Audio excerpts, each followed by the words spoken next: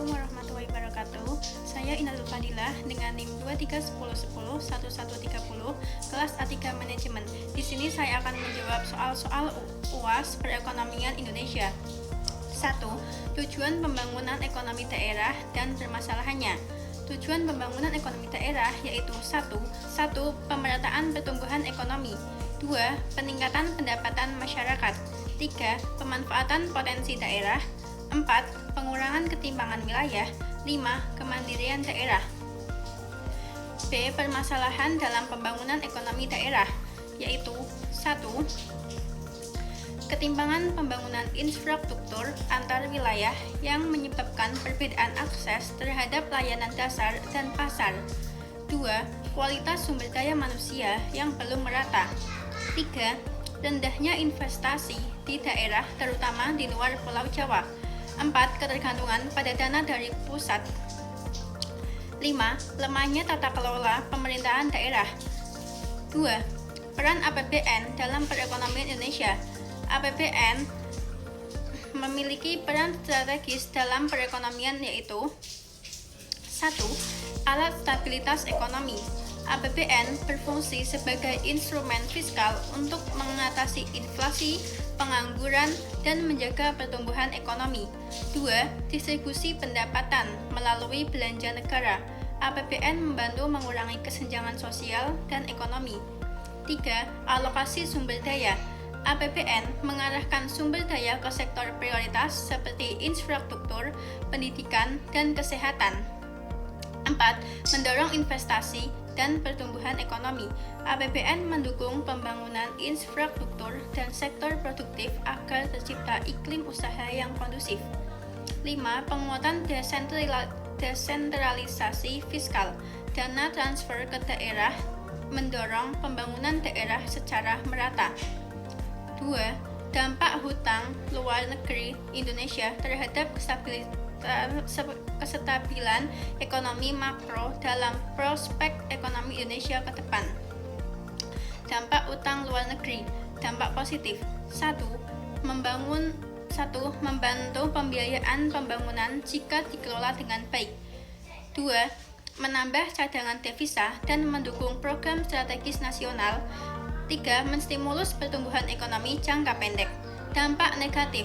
Beban pembayaran bunga dan pokok, menambah defisit anggaran dan mengurangi ruang fiskal. 2. Ketergantungan fiskal. Resiko ketergantungan terhadap pinjaman luar negeri. 3. Volatilitas nilai tukar.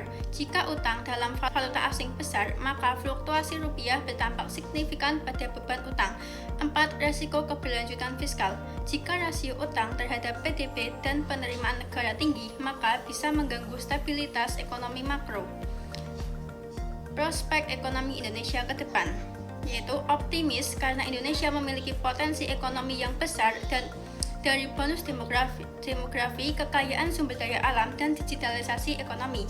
Namun, pengelolaan utang harus hati-hati, transparan, dan diarahkan pada pembiayaan produktif agar tidak membebani generasi mendatang. 3. Peran pertanian bagi perekonomian Indonesia. 1. Sumber mata pencaharian. Pertanian menyerap tenaga kerja besar terutama di pedesaan. 2. Ketahanan pangan nasional, menyediakan beban pangan utama bagi penduduk dan menjaga stabilitas harga pangan. 3. Kontribusi PDB.